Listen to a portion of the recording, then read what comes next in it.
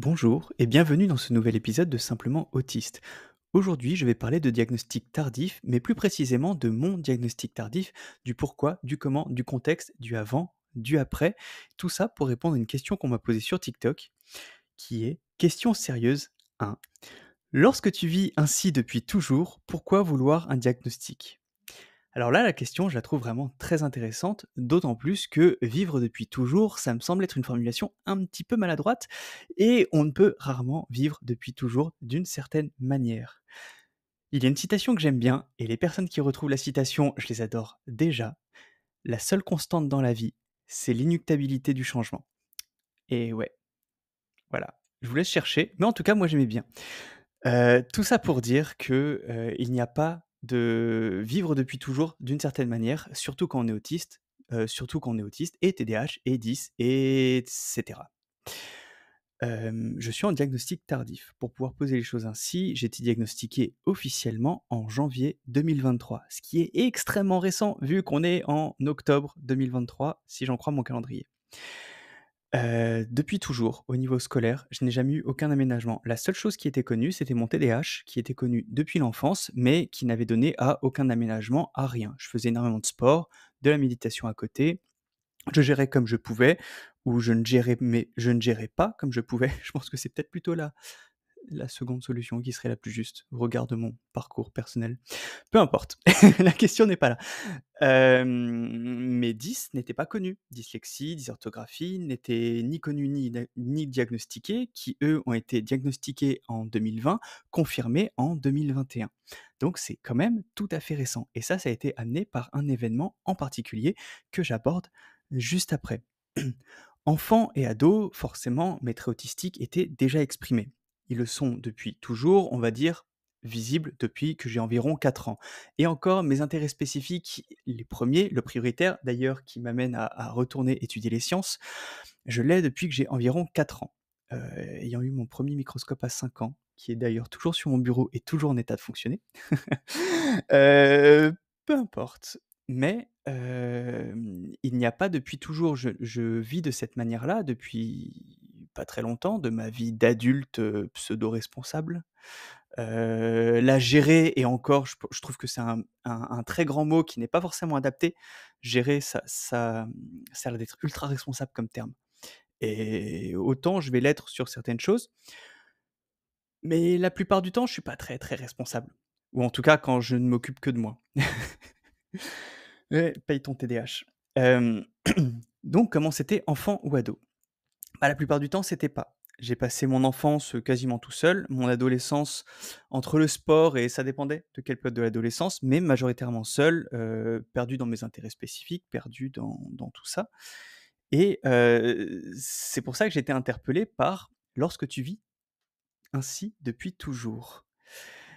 Donc le toujours non. Jusque-là, je n'avais pas de diagnostic, je n'avais pas d'aménagement et ça a amené quand même certaines difficultés et des difficultés qui étaient certaines. La dyslexie, la dysorthographie, quand on est scolaire et qu'ensuite on est étudiant, c'est très compliqué. Hem, Beaucoup de violences éducatives, beaucoup de violences scolaires, de la maltraitance psychologique, parfois physique, de la part d'enseignants. Jamais beaucoup de bienveillance, jamais de valorisation. Le TDAH qui était complètement mis de côté, on est largement rabaissé et une incompréhension de la part d'un certain nombre de professeurs qui essayaient de mettre en rapport mon comportement, mon incapacité à me concentrer, mes gros problèmes en lecture, mes énormes problèmes mon orthographe, avec mes notes, notamment en physique ou en sciences de la vie, qui ont toujours été excellentes durant l'intégralité de ma scolarité. Excellentes, c'est pas pour me vanter, c'est un fait, j'ai mes relevés de notes. Mais j'étais juste bon en masking ou en tout cas, c'est le masking, ce serait plutôt vu comme une stratégie de survie. Donc je ne vivais pas ainsi ou en tout cas pas correctement ou en tout cas pas dans l'équilibre qui transparaît au travers des réseaux sociaux. Ça, je l'évoque juste après. Hem Et comment c'était quand je suis arrivé à l'âge adulte? Quand je suis arrivé à l'âge adulte, j'ai eu, des burn-out, j'ai eu des dépressions, j'ai eu des grosses décompensations. Globalement, gérer, c'est un bien grand mot. Je ne gérais pas. J'ai dû travailler à côté de mes études tout le temps, Donc imaginez, ce que ça peut faire de travailler, en plus d'être TDAH, d'être dysorthographique, d'être dyslexique et d'être autiste et de suivre des études en même temps. Et encore, pouvoir les suivre, c'est différent de pouvoir s'adapter aux méthodes d'examen, par exemple. Parce qu'on s'aperçoit de grands gouffres à ce niveau-là entre le niveau de connaissance ou le niveau de maîtrise quand on nous interroge directement et ce qu'on arrive à rendre quand on est sur copie, quand on est en capacité limitée de suivre par exemple un énoncé ou de lire un énoncé dans un temps limité. La dyslexie, notamment, n'aide pas du tout lorsqu'il s'agit de lire des énoncés, lorsqu'il s'agit de répondre à des questions, et c'est valable en langue, donc en langue française, là je parle, donc en rédaction, comme, en mathématiques. Lorsque l'on a des grosses séries algébriques à calculer, avec la dyslexie, les inversions de termes, les inversions, de signes sont fréquentes, sont très fréquentes et bah, amènent à des erreurs et une erreur, ça donne un zéro. En maths, j'ai plafonné à 5 durant toute ma scolarité avec un cursus scientifique, donc c'est pas voilà, j'appelle pas ça gérer, hein. On n'y est pas du tout. J'ai toujours fait énormément de sport, mais par nécessité et par goût d'ailleurs. De la gymnastique, de l'équitation, des sports de combat, bref, j'ai toujours eu ce besoin vital de bouger, et encore, il y avait que la gym et l'équitation que je faisais par plaisir. Les sports de combat, c'était, forcé, et pas de mon fait. Bref, je m'égare. Ce que je veux dire par là, c'est que dans un processus de vie, rien n'est fixe, y compris quand on est autiste. Il n'y a pas de situations qui vont être fixées entre l'enfance et l'âge adulte. C'est absolument pas comparable, surtout quand on est jeune adulte et quand on avance un petit peu. On peut pas comparer et il y a différentes étapes de déconstruction, de reconstruction et c'est ça que j'ai dû subir. Ou en tout cas, j'ai été contraint. Disons qu'on est contraint à se déconstruire pour pouvoir se reconstruire avant que ce soit un petit peu trop destructif. Destructif? Bon, peu importe. Hem, donc quand j'étais adulte, j'ai dû gérer un certain nombre de choses, parfois avec de l'aide, majoritairement sans aide et c'est pas une bonne chose. C'était pas pour m'aider, ça m'a pas aidé à me renforcer, ça m'a pas rendu plus fort. Non, ça a provoqué des burn-out, ça a provoqué de l'anxiété, ça a provoqué une auto-stigmatisation qui était extrêmement présente et j'en suis même pas sorti. Les besoins de légitimité, le syndrome de l'imposteur, ces auto-stigmatisations qu'on a énormément chez les autistes et les TDAH, à force de se faire rabaisser, à force de se faire dévaloriser. Et le diagnostic sert aussi à ça, à pouvoir permettre de se reconstruire, à pouvoir permettre de s'outiller correctement dans la bonne direction. Parce que si on n'est pas en capacité de pouvoir comprendre ce qui peut poser problème, donc les mécanismes neurocognitifs qui peuvent permettre de poser problème et que l'on peut ainsi outiller, bah là, on reste dans cette espèce de spirale de burn-out, de dépression, de dévalorisation et cetera. Bref, tous les aspects négatifs que, effectivement, sur mes comptes de réseaux sociaux, j'occulte la majorité du temps, puisque lorsque je parle d'aspects négatifs, lorsque je parle de difficultés, je propose toujours l'outillage qui est derrière. J'aime pas provoquer ou parler de difficultés quand c'est stérile ou quand je me sens pas légitime pour le faire. Les difficultés, sont outillées et elles le sont également récemment. Mon suivi, hem fréquent, enfin mon suivi, d'ailleurs, chaque semaine, hebdomadaire, en tout domaine pour un peu variable, notamment orthophoniste, neuropsy, ergothérapeute et cetera. C'est très récent, ça date de 2020 et ça date d'après Covid. Donc c'est quand même très récent. Ça fait 3 ans maintenant que je suis chez mon orthophoniste et ça a énormément aidé et j'ai eu 2 ans de neuropsy qui m'ont aidé, pour m'accompagner vers le diagnostic et ça j'y reviens juste après. La situation n'est pas fixe et j'ai voulu être diagnostiqué de manière officielle, parce que j'ai accepté l'idée d'être autiste. C'est plutôt dans ce sens que ça s'est fait. Je n'ai accepté l'idée du diagnostic qu'une fois que j'étais certain de ce que ça allait donner. Parce qu'on ne se sent pas forcément légitime pour avoir ce diagnostic, ou en tout cas pour pouvoir le faire, pour, assumer ce qui se passe derrière et on ne se sent pas forcément légitime pour, avoir toute l'aide que ça peut impliquer, quand on arrive à avoir de l'aide, parce que même ça, c'est un privilège. Comme j'ai dit dans une vidéo, le diagnostic reste un privilège. Tout le monde n'y a pas accès, tout le monde n'a pas la patience, tout le monde n'a pas forcément les connaissances pour et c'est pour ça que je fais toute cette sensibilisation sur les réseaux pour inciter les gens, pas forcément à aller vers le diagnostic, mais au moins à s'outiller correctement dès qu'ils sentent que certaines choses résonnent en elles, en eux. Pourquoi je commence en elles d'ailleurs? Parce que les femmes sont souvent mises de côté pour le diagnostic. Ça, c'est quelque chose où je me sens pas très légitime d'en parler la plupart du temps. Mais les femmes sont mises de côté, de toute façon d'une manière générale, mais pour le diagnostic d'autisme, énormément, et on le trouve même dans le précédent DSM où, elles étaient souvent mises sous un autre syndrome et même pas nécessairement Asperger ou autisme. Peu importe, la question n'est pas là. Hem, donc toute ma scolarité, tous mes emplois, ont été souvent catastrophiques et ça a été causé par, mon fonctionnement cognitif, ou en tout cas pour les difficultés que ça a impliqué. La compréhension du second degré que je n'ai presque pas, mon expression orale qui est extrêmement structurée et qui va souvent déstabiliser les personnes que je vais avoir en face de moi, ce qui me posait énormément de problèmes dès que je voulais des petits emplois juste alimentaires. En entretien, ça passe pas forcément beaucoup et on est obligé de faire extrêmement attention à ce que l'on dit. On m'a souvent, mis de côté à ce niveau-là et d'ailleurs, je ne comprenais pas forcément l'intérêt puisque, j'ai commencé à parler extrêmement tôt. Et quand je dis extrêmement, c'est à 4 mois. Donc ça veut dire qu'à 1 an, j'étais capable déjà de m'exprimer correctement sur l'intégralité de mes besoins, sur certains de mes ressentis, y compris, sur certains ressentis émotionnels, même si, très honnêtement, d'un point de vue émotionnel, je suis tout sauf, autonome.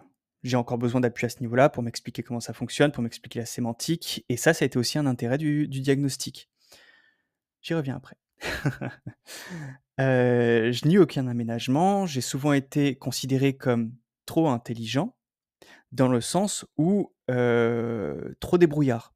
C'est-à-dire que même dans toute ma scolarité, enfance et adolescence et jeune adulte, où je signalais mes besoins d'aide, j'étais mis de côté ou j'étais, dégradé. Donc on me faisait clairement ressentir que je n'étais pas légitime pour demander cette aide, que c'était de ma faute, que c'était qu'une question de volonté et ça, c'est extrêmement problématique.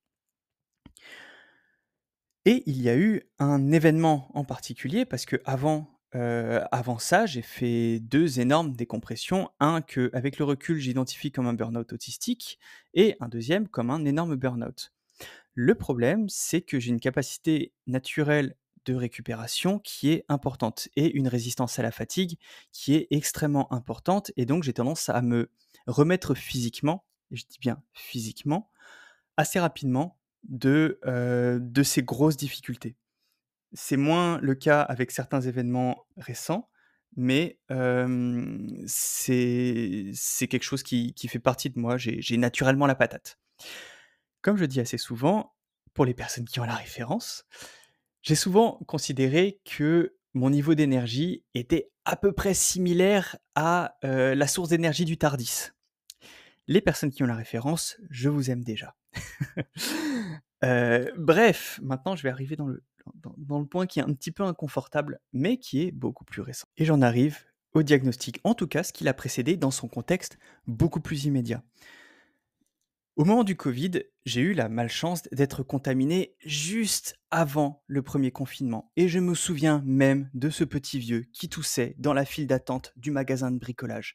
Je le sais, je sais que c'est toi qui m'as contaminé en fait et qui m'a fait bon au final, il y a du positif dedans, mais c'était pas ouf. Donc j'ai eu le Covid dans une forme qui était vraiment pas cool, extrêmement inflammatoire et globale. L'intégralité du corps. Ce qui a provoqué des inflammations au niveau du cœur, des détresses respiratoires, des inflammations dans l'intégralité du corps de toute façon, mais aussi une, baisse énorme du tonus musculaire, une baisse, bref, de tout. Cela a provoqué une fatigue tellement immense et indescriptible que toute compensation, toute, a été littéralement impossible. C'était devenu complètement impossible et j'ai mis des mois à m'en remettre. Ce faisant, ma dyslexie s'est largement empirée. Ma dysorthographie, c'était devenu n'importe quoi. J'ai perdu le verbal pendant une période. Mon cerveau fonctionnait quasiment plus pour la formation des phrases. Et pour moi, perdre le verbal, c'est quand même quelque chose d'extrêmement significatif et de très rare, mais de vraiment très rare. Dès le mois de septembre, après les premiers confinements, quand j'ai pu me remettre, en plus de la kiné respiratoire et des choses qui me permettaient de me remettre de cette infection correctement physiquement, j'ai commencé à demander un bilan pour l'orthophoniste. Et là, c'est tombé assez rapidement. Au niveau de la dyslexie, au niveau de la dysorthographie, c'était pathologique et ça a été reconfirmé, 2 fois en 1 an. Ma dyslexie et ma dysorthographie, donc au niveau orthographe comme au niveau lecture, j'ai un niveau qui est études supérieures. Mais par contre, la dyslexie et la dysorthographie restent pathologiques. Et ça, c'est assez significatif parce que j'ai officiellement un bon niveau de grammaire, d'orthographe, contrairement à ce que certaines personnes me sous-entendent de temps en temps sur les réseaux, ce qui a tendance à m'énerver et donc je supprime les commentaires. Et je reste dyslexique et orthographique. Ça, c'était déjà quelque chose à accepter, mais c'était déjà libérateur. Ça a permis certaines choses, par la suite. En parallèle, j'ai commencé la neuropsy avec des problèmes de sommeil et de procrastination. Et petit à petit, les choses sont allées beaucoup plus en profondeur, beaucoup plus dans l'analyse, beaucoup plus de ça. J'ai l'énorme avantage, ou je dirais l'extrême privilège, de coupler une hypermnésie, donc une mémoire qui va être surdimensionnée, avec une capacité d'analyse, que, les professionnels qui me suivent décrivent comme très largement au-dessus de la moyenne. Ce qui est un énorme avantage pour la mise en place de mes outils et ce qui me permet de faire de la pédagogie pour faire de la sensibilisation. Et donc c'est un outil génial en fait, quand on y pense. Mais le temps de l'accepter, c'était déjà pas si simple que ça, parce que, bah, on a toujours peur de paraître, prétentieux, de paraître orgueilleux, de paraître illégitime et bref, de s'en prendre plein la gueule comme d'habitude, donc d'être encore dans l'autostigmatisation. À côté de ça, j'ai fait des analyses de sommeil qui ont révélé que j'avais officiellement juste un sommeil de merde. J'avais l'ergothérapeute où j'ai fait un profil sensoriel qui a révélé mes hyposensibilités, de mes 7 sens. Donc quand je dis les 7 sens, c'est l'ouïe, l'odorat, le goût, le toucher, la vue, la proprioception et le vestibulaire, qui sont pris en compte quand on fait un profil sensoriel en cours de diagnostic. Lorsque les choses ont avancé, j'ai fait des tests de second degré, notamment avec l'orthophoniste et j'ai été déçu d'apprendre qu'en fait, moi je me croyais toujours très, très doué en second degré et au final je comprenais que dalle là-dedans et ça a été officiellement noté et ouais. Cette grosse déception de ma part, je pensais être vraiment très, très fort en blague et j'ai compris pourquoi j'ai toujours un humour de merde parce que en fait, je suis obligé d'aller à l'essentiel même pour l'humour, donc c'est toujours très cash, très très bas comme niveau, très beauf. Ouais, très beauf. Ouais, je m'égare. Donc j'avais déjà mon, 1er diagnostic avec l'orthophoniste, dyslexique, dysorthographique, ne comprend pas le second degré, des problèmes encore pour reconnaître les visages, des problèmes pour gérer certaines situations sociales. Mon orthophoniste, elle est trop bien. Elle m'a fait beaucoup avancer et elle m'a même permis de sortir de certains points en matière d'autostigmatisation. Et avec ma neuropsy, on a avancé de plus en plus. Et pour moi, au début, le diagnostic d'autisme, je refusais complètement. Déjà pour le délai, mais pour l'étiquette que ça imposait. Cette étiquette, dont je ne voulais pas. Ma mère travaillait dans l'autisme, mais dans une institut avec des polyhandicapés très lourds, avec des, capacités cognitives qui étaient très réduites, des grosses déficiences intellectuelles, bref, des difficultés qui sont très stigmatisées, très stigmatisantes et ça maintient justement dans cette idée que, bah, non, surtout pas moi, certainement pas moi. Et là se trouve la difficulté et là se trouve le principal problème et là se trouve l'extrême nécessité de faire de la sensibilisation et à nous, en fait, en diagnostic tardif et en capacité de pouvoir s'exprimer, d'être vus. Une fois que j'ai commencé à accepter l'idée même de pouvoir passer un diagnostic d'autisme, je suis d'abord passé par l'étape, avec ma neuropsy, d'un test de quotient autistique et d'autres tests, apparemment assez fiables qui m'ont permis de pouvoir être à peu près sûr et de déjà intégrer et accepter l'idée. J'ai par la suite commencé à rédiger le courrier pour le CRA, parce que d'un côté, on a le courrier rédigé par la neuropsy qui est recopié par le médecin généraliste pour être envoyé au CRA, et de l'autre côté, un courrier fait par la personne qui est demandeuse du diagnostic pour expliquer pourquoi elle considère que le diagnostic est important. Là, ça a été long, ça a été très long. Déjà pour sortir de mes idées préconçues et de ma propre auto-stigmatisation sur le sujet, de ce problème d'auto-légitimité, on va dire, de syndrome de l'imposteur, ce qui rend encore plus nécessaire le diagnostic lui-même et c'était un roman. Dedans, j'ai détaillé l'aspect sensoriel, les habitudes depuis petit, l'hypermnésie, tout, le langage, le sommeil, bref. J'ai tout balayé. C'était, c'est je l'ai encore le document. C'est un roman à lui tout seul, un rapport diagnostique à lui tout seul. D'ailleurs, quand je me suis replongé dedans, c'était assez drôle et ceci a été envoyé au CRA. Ensuite, il y a le délai d'attente. Le délai est très long, mais pendant ce temps-là, j'avais accepté l'idée et on faisait comme si c'était déjà acté avec ma neuropsy et on bordait l'analyse dessus.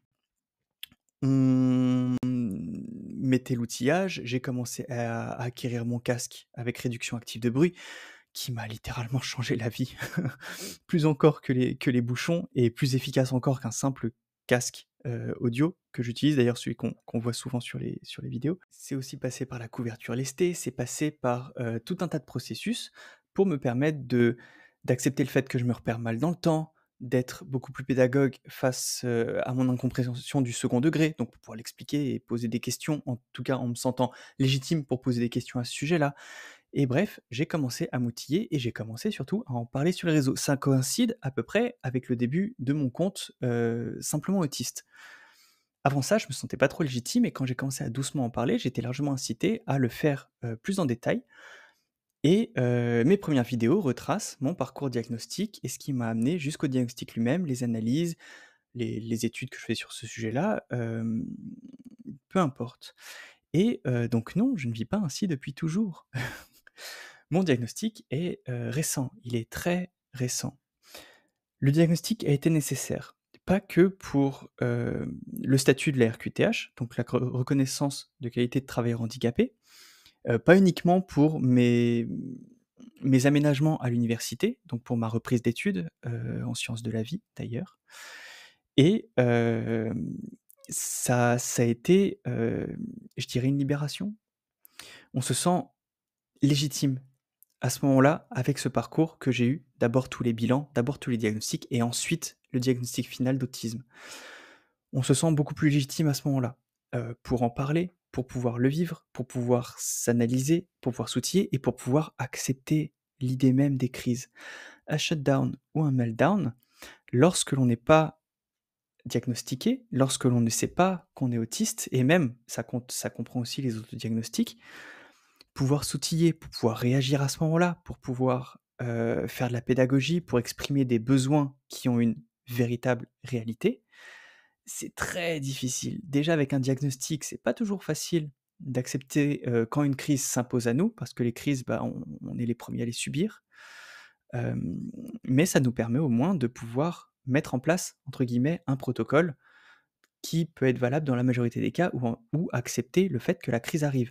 De temps en temps, ça m'arrivait souvent, je prenais sur moi pour stopper les crises quand c'était possible, mais stopper une crise, ça a des conséquences énormes en matière de consommation d'énergie et surtout de contractures musculaires, de maladies, parce qu'on a tendance à beaucoup somatiser à ce moment-là, donc c'est genre, porte ouverte, immunitaire et c'est utile pour tout ça, en fait.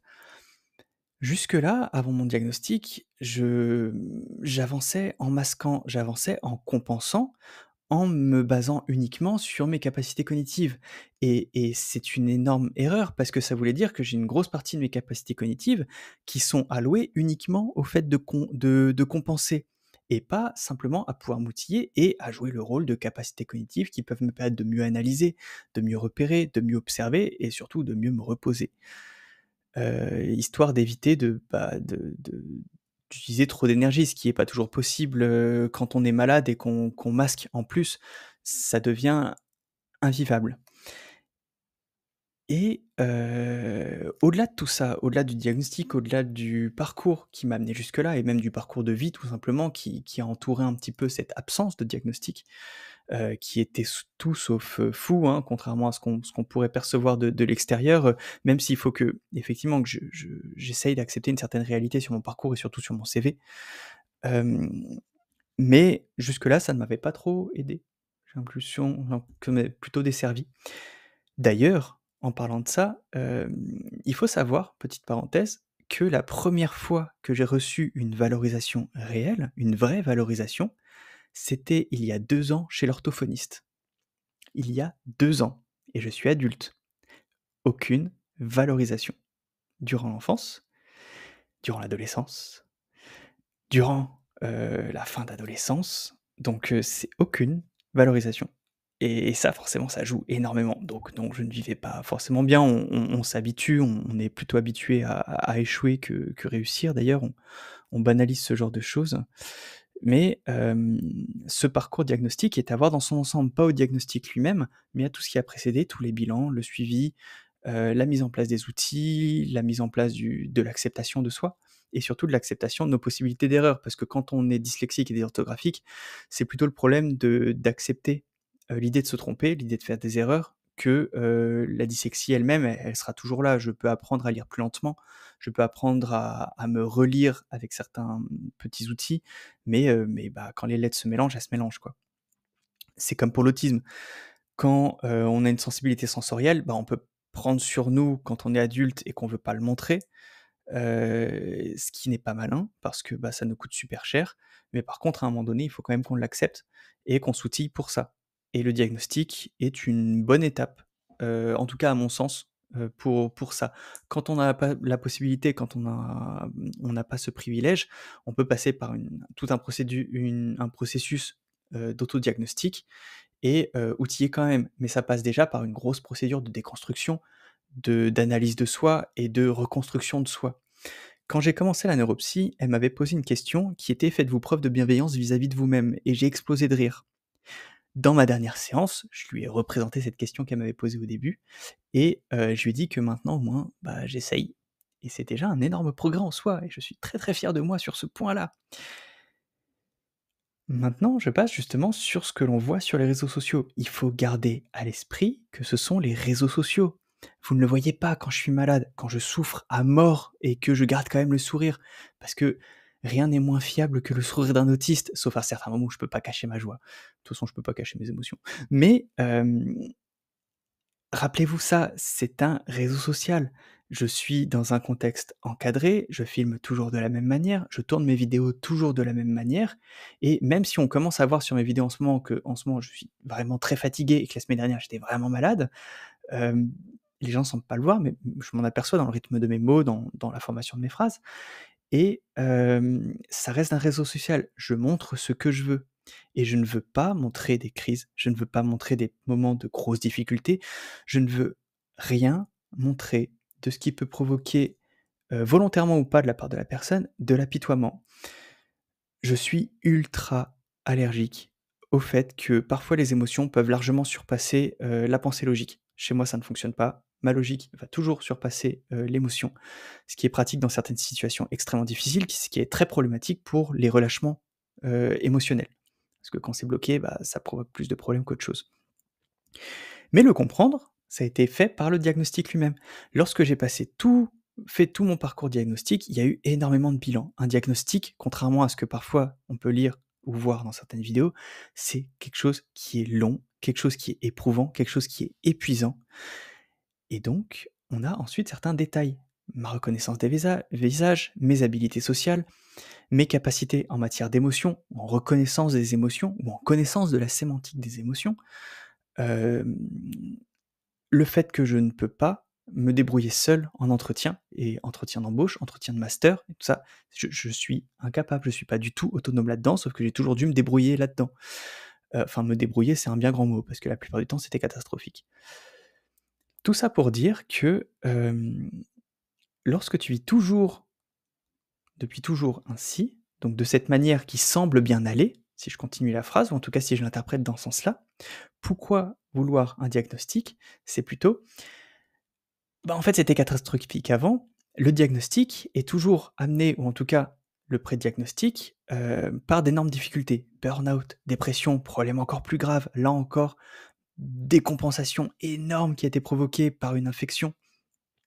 Heu et donc le diagnostic, on se dit pas un jour, «Ah bah tiens, je vais aller voir, je me pose des questions, pourquoi pas?» et ça, c'est franchement, ce serait top, hein, quelqu'un qui se dit: «Ah bah tiens, j'ai mon enfant qui a été diagnostiqué, ce serait peut-être intelligent que je fasse au moins un petit bilan de mon côté pour pouvoir m'outiller et me rendre compte que, ah bah oui, je suis quand même en capacité de comprendre les ressentis de mon enfant parce que moi-même je le suis». Parce que souvent, c'est le cas. Ma mère, elle est autiste, ma petite sœur, très supposée, mon petit frère, c'est certain, neveu, bref. Famille atypique. Neurodivergente? Neurodiversité. Ouais, j'aime bien ce mot neurodiversité. Bref, le diagnostic reste un privilège. Comme je l'avais dit en vidéo, c'est un privilège. Il faut y avoir accès, il faut avoir le temps, il faut avoir les capacités. Il y a tout un tas de configurations qui font que, un autodiagnostic, ce serait déjà vraiment pas mal. Et de toute façon, il y a tellement d'outils que l'on met en place pour les autistes, qui seraient bien pour beaucoup plus de monde que les autistes. Parler franchement, en premier degré, parfois avoir un peu plus de temps, du droit à l'erreur, du droit de se reposer, de s'isoler, même au niveau sensoriel, moins de stimulation sensorielle, tout un tas de choses qui participeraient, à l'inclusion et qui seraient bons pour tout le monde. Mais là, je m'égare un petit peu. Avoir le diagnostic, et tout mon parcours en lui-même, je m'en sers pour pouvoir en parler à tout le monde et je me suis rendu très vite compte, et ça me fait vraiment plaisir, que ça parle à beaucoup de monde et que beaucoup de monde ouvrent au niveau de la parole là-dessus, vont dire comment ça se passe chez eux, chez elles, vont parler de leur parcours, de leurs difficultés, et rien que ça aide énormément et ça me fait vraiment très plaisir. Je ne vis pas toujours, depuis toujours, de cette manière-là. Ça a été très difficile et j'ai des moments qui vont être très difficiles. Le diagnostic a été long. Au début, je ne l'ai pas accepté. Au début, je l'ai refusé. Et maintenant, c'est complètement accepté, c'est complètement affiché et si étiquette il y a, clairement, autant la porter sur un sweat, quoi. Voilà. Vous pouvez me poser des questions par mail à simplement Adrien, pardon, j'ai pas encore changé l'adresse, simplementada@gmail.com, me rejoindre sur TikTok à simplement autiste ou réagir sur le podcast, ça me fait toujours plaisir. Au revoir et à bientôt.